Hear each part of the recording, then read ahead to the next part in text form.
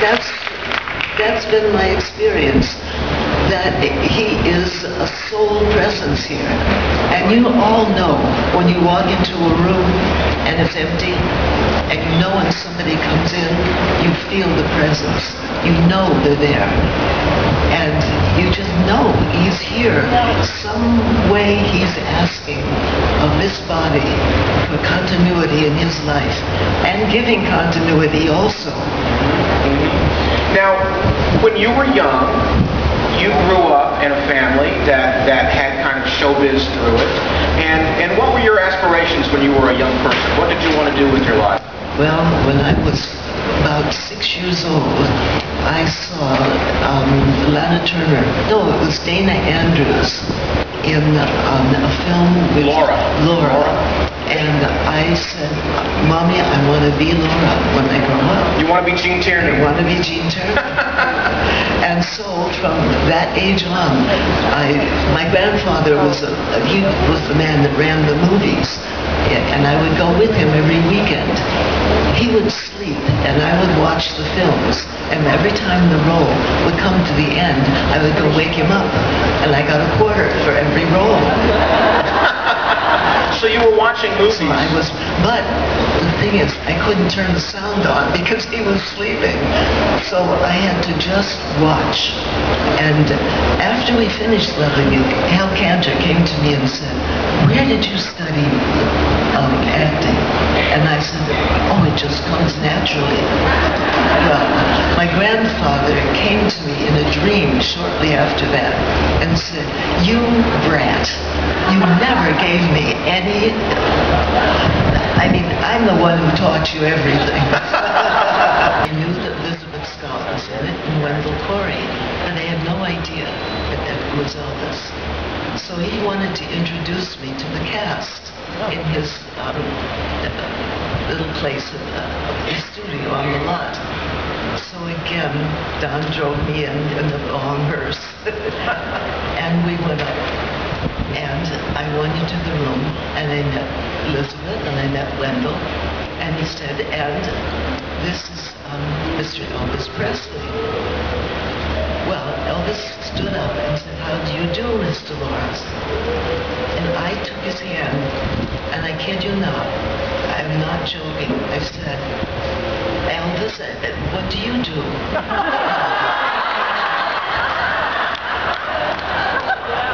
You see, I'd been in school and I hadn't been listening to music or anything, but he laughed. I thought he would fall off the chair. He thought that was so funny. I think it was the best way that we got to know each other because we were both very young and very spontaneous, and I think that was it was given. So I'm sure after that you figured out what it was he did and put that together.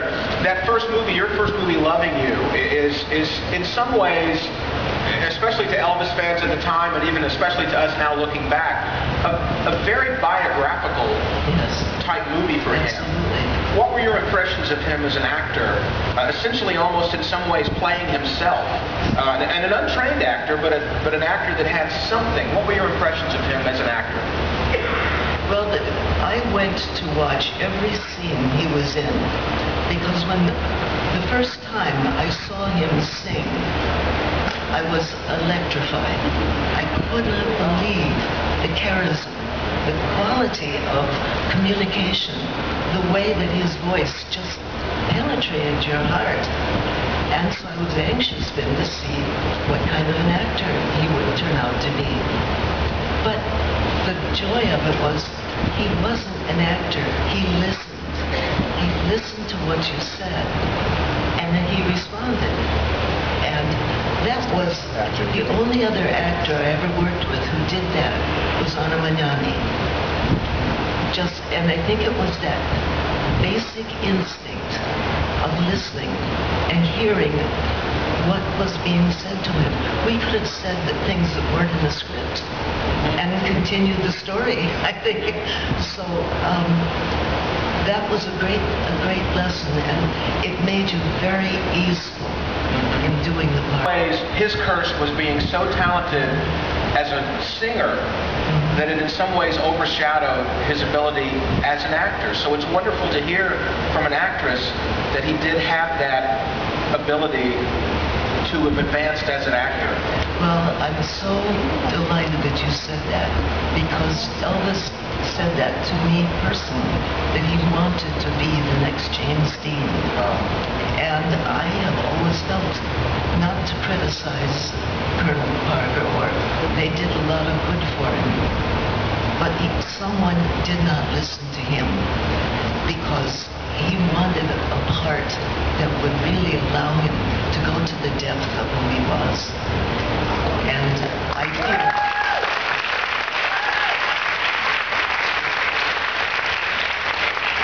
Now, you're with him on that first film, For You, Loving You, and then... But when we got to New Orleans, I was undone by the hundreds of kids that were in the streets. You couldn't walk through the streets because everyone was... I recall one story, when Elvis and I were in the car, and this car was... the window was just about that much opened, and a young woman thrust her arm through the window to touch him. Well, at the same time, the car started to pull forward, and you caught your breath, and suddenly Elvis caught what was happening. He yelled to the driver to stop. He took the woman's arm by hand and held it against the movement of the car. He rolled down the window and said, "I think this is yours." Well, you know, I was in the monastery 25 years, and that woman wrote to me and said, "I want you to know that I pray for and thank Elvis every day of my life, because I could have ruined my body if that had been left to chance." And she said, "He gave me my life." And wow. 25 years later.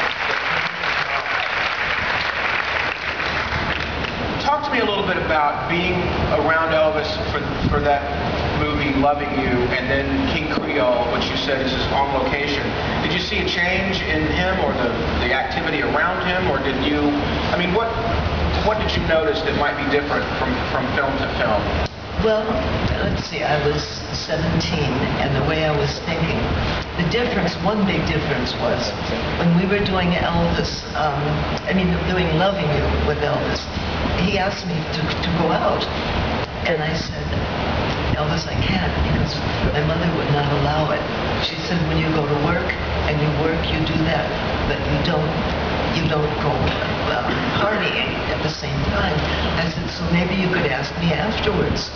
So he said, "That's a very good idea." Well, after the film, he never asked me. But I was so happy to meet him again in King Creole, because in that I saw this actor at work, and I saw him really giving himself to the part.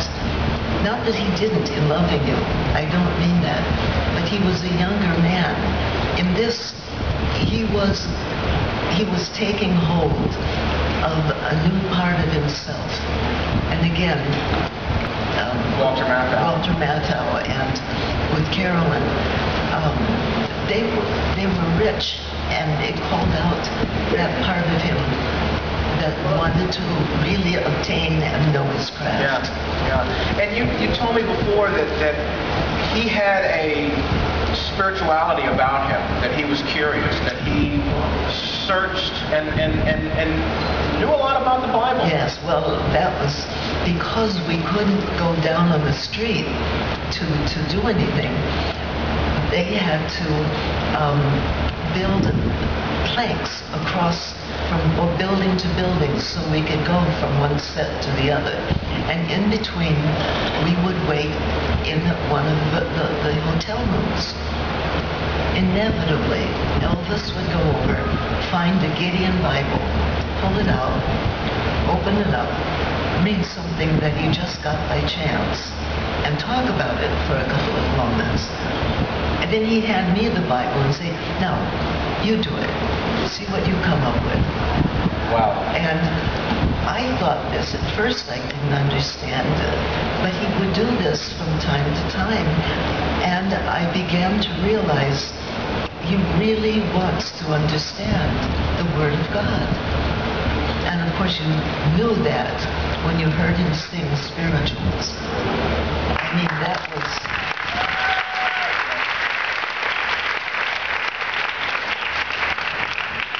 He had that curiosity of wanting to know, and in Hollywood, life is difficult. I've read a lot of tragedy stories. There are not many stories like yours. That Globe nomination, a Tony nomination on Broadway. You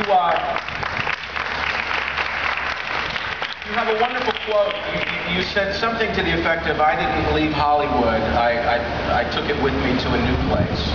Talk to us just a little bit about your life and wanting to not be an actress anymore, and what you wanted to do with your life. Well, I guess in a certain way, an actress is always an actress. I found that out in the monastery. They never left me.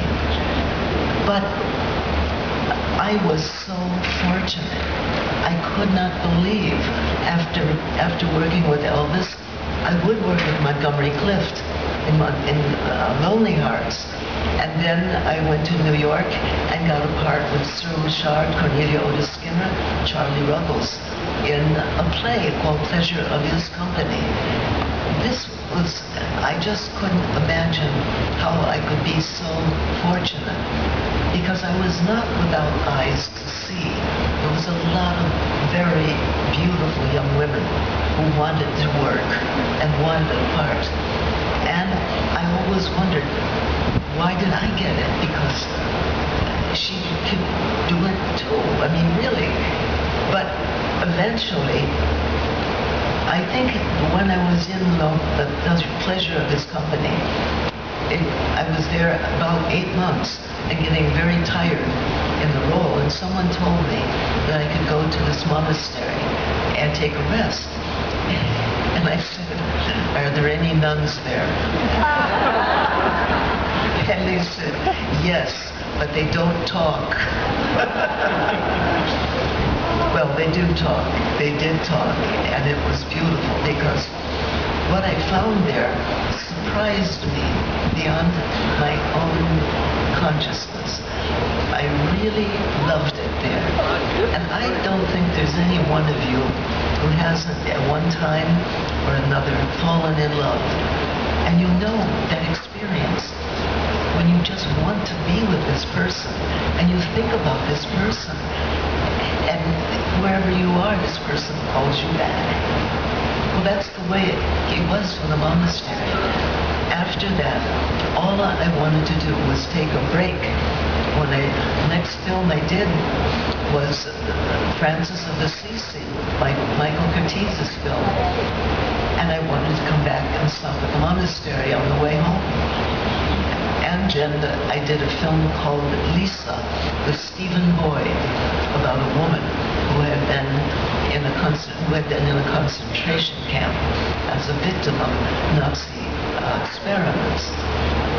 That film was the first time it really sunk into my head that we are living in a world of redemption. I had no idea what the people who were in those concentration camps had been subjected to. They thought I should meet a woman named Suzanne Zada, a girl who had been in Auschwitz from 14 until the end of the war. And Suzanne, she said, when I was in the house and the Nazi soldiers broke in, I had long black hair that was in a braid. And she said, the worst thing that happened to me was one of them walked over to me, grabbed the braid, took out his knife, and just cut it off, and shoved it in my face with some profanity. And she said that people can be that mean. it never really sunk in, although I had a lot of troubles growing up, but that was beyond measure. And so I think that is what really made me see that with all the good things that had happened, I did Come Fly With Me Where the Boys Are.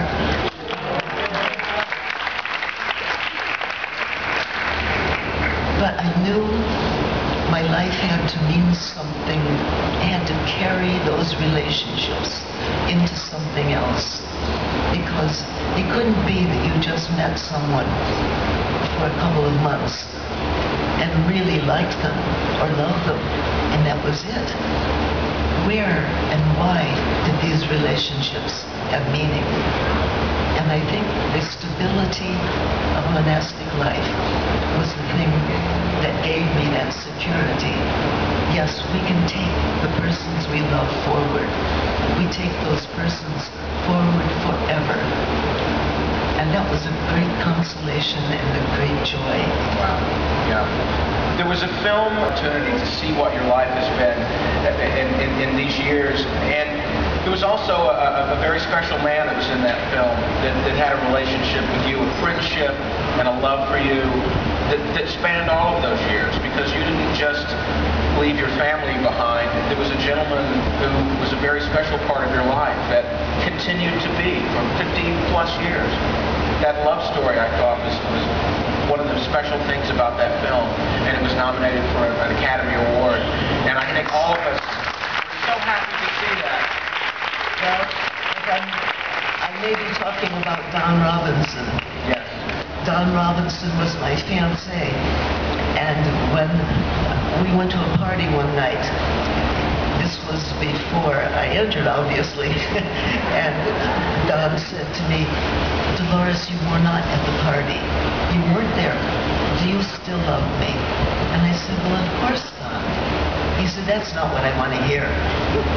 He said, "You weren't there. I think you should go back to that monastery and think things over." So that's what prompted me to get on the plane the next day and go to Regina Laudes. And I did have a very serious talk with the Reverend Mother Benedict. And at that point, well, a few years before, she had told me, "You don't belong here. You go back to your movie business." But this time, she thought it was right. And when I came back and I told Don, "You have never in your life heard such a mad man." He said every bad word in the book. And he said, "But I want to tell you something. Every love relationship does not end at the altar. I will be with you through this whole thing." And I said, "Oh, Don, you don't have to tell me that." He said, "I'm telling you that because I have to. I mean it. I love you, Dolores." Well, that's wonderful. But the fact was, every year at Christmas, every year at Easter, there was always something from Don. When these things came out, Mother Dolores has an iPhone.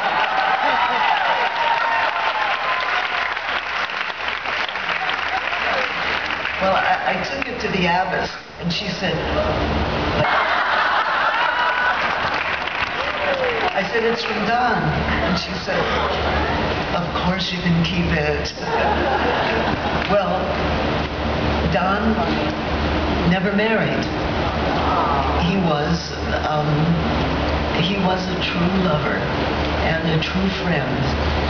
And for me, he spoke of the beauty of the other sex.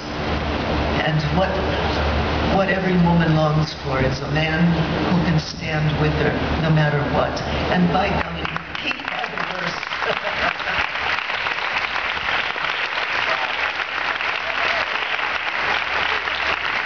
I ask you to pray for him now because he did die 18 months ago. So he and Elvis must be enjoying this whole. And Mother Dolores, as you were speaking, I see the pin on your beret. The pin that says Member 1960 Motion Picture Academy. You have your Oscar pin. You're a voting member of the Academy. She votes on the Oscars every year. I mean, that's... Well, when I was 25 years in the monastery, thank you, when I was 25 years in the monastery, Carl Malden called me, who was a good friend, and Carl was now the president of the academy, and he said, do you think you could become an active member again? Because I was still a member, but I was like close to death. You know, when you can't do anything but say you once belonged. So, again, my abbess said, I think you've been here long enough, we can trust you. And it was a wonderful gift to be able to go back to that serious relationship with your industry. And my Lectio Divina every day was watching one of the movies that were up for awards. And I must say, people talk to me about how awful Hollywood is. I think some of the most wonderful films have come from Hollywood now. Les Miserables, for one, I don't think people want. And I think if Hollywood knows people want a good film, they'll go that direction. That has been my experience.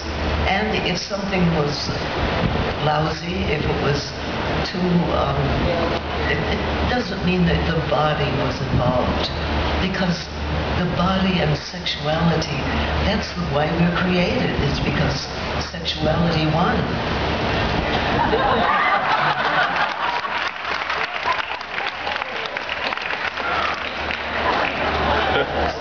But it's just if you do it badly, if you do it,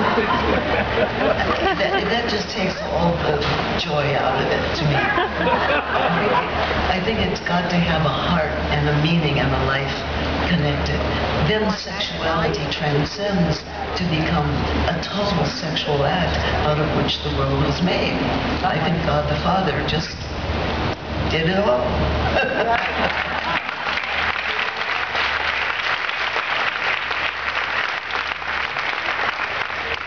Mother, you were on a book tour.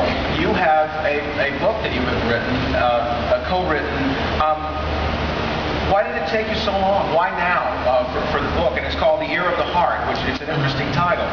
Well, my good friend Dick Denude, who was a member of Globe Photos system that made all the movie magazines, I knew him since 1958, and he had been a friend to me through my whole life. When Pat Neal came to visit me, he helped me to work on her book. It seemed very honest about 10 years ago. Dick approached me and said, you know, Dolores, we'd better do your memoir soon, because you're going to get too old and you won't remember anything. I don't think that's going to be a problem. No. Well, you know, you love friends who are honest with you, and I didn't want to argue with them. So I said, okay, Dick, if you help me, I'll do it. Because we could do something together, and that would be wonderful.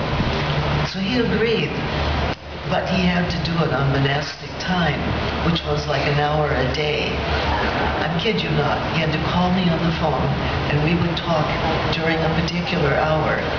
That's why it took almost 10 years to do it. And then finally, we had, the thing where you see one another on television. I forget what you call it. Skype. Gotcha. Anyway, that was the way we got finished by last Christmas. And Ignatius Press was good enough to take the book and edit it and to produce it. So last May the 7th, I think, it came out. And Dick said, I think it should be called The Ear of the Heart. And I said, Dick, it sounds like a medical journal. He said, no, you are stupid. It's a good title. So I said, all right, all right. I said, why do you think so? And he said, because it's the first sentence from the journal of the Holy Rule of St. Benedict. And I said, what?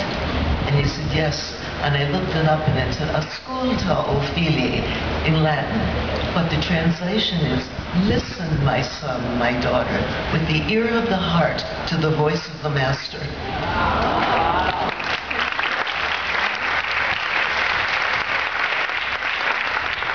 Well, I got a copy of the book and I read it, and I was fascinated by your story, as we've all been.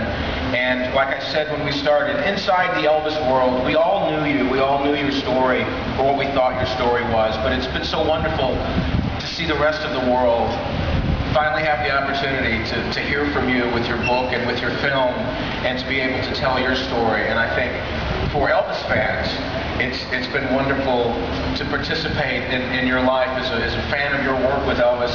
But I wanted to close. I wanted to ask you, when you made that decision and you moved into that part of your life, did you ever hear again from Elvis? Did you have any communication with him, or know how he felt about your decision? Well, when I entered, I got a message from his cousin Gene, who I told you had been a communicator, whom he simply said, Elvis says, God bless you. I'm so proud of you.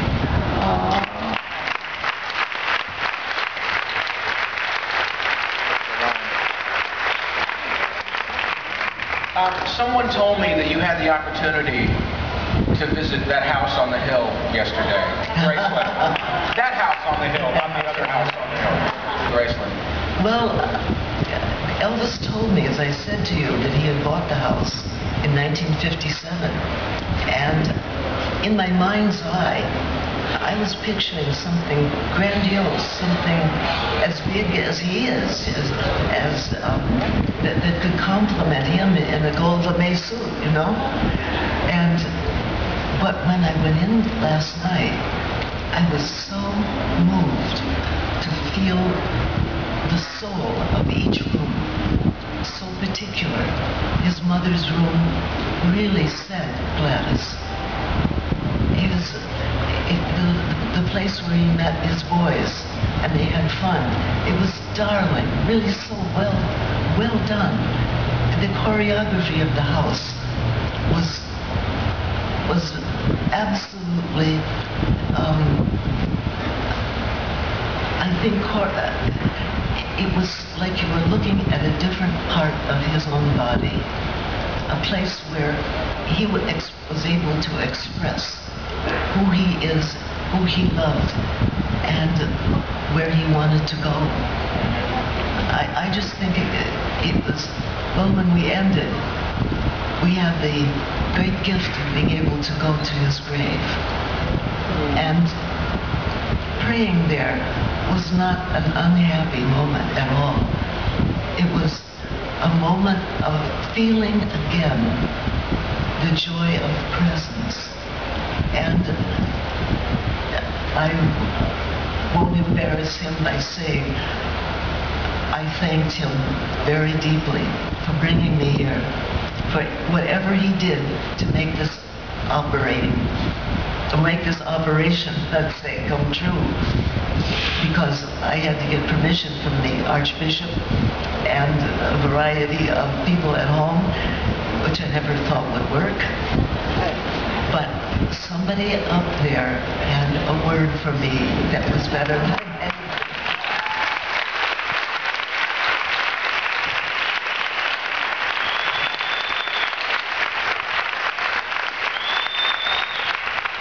Nobody says no to Elvis. But I also know something that happened in that house. We've all, where all the 3 TVs are, we see the stereo over on the wall. And on the wall are all of the albums that Elvis had. And Angie Marchese said those are the way the albums were when Elvis was alive, and that's the way they are today. And the front album that we've all seen, and we know that Elvis was a fan of this singer, was Mario Lanza, right? We know Elvis loved Mario Lanza. Mother walks down into the TV room and sees that album. What is your connection with Mario Lanza? Well, my Aunt Betty, who practically raised me with my mother after my father, and she divorced, she was introduced to a man named, I guess it was Freddie, in New York. And my father said, I think you should go to Hollywood. You'll be great. You have a great voice. He connected him with somebody. Aunt Betty and Mario got married because you see the picture. Wow. He went there and they said, what name do you want? And he said, well, my mother's name was Marie Lanza. Maybe I could be Mario Lanza. And they said, great, that's a perfect name.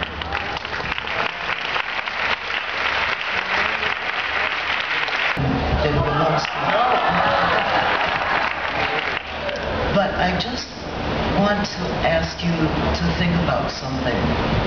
I always had the feeling that Mario and Elvis, they were the cornerstone of greatness in their profession. And in more than that, they suffered something together that stunned me because my Uncle Mario died at the age 39 from a very serious complex of relationships that didn't help him. It was not a full life that a real Caruso could have had.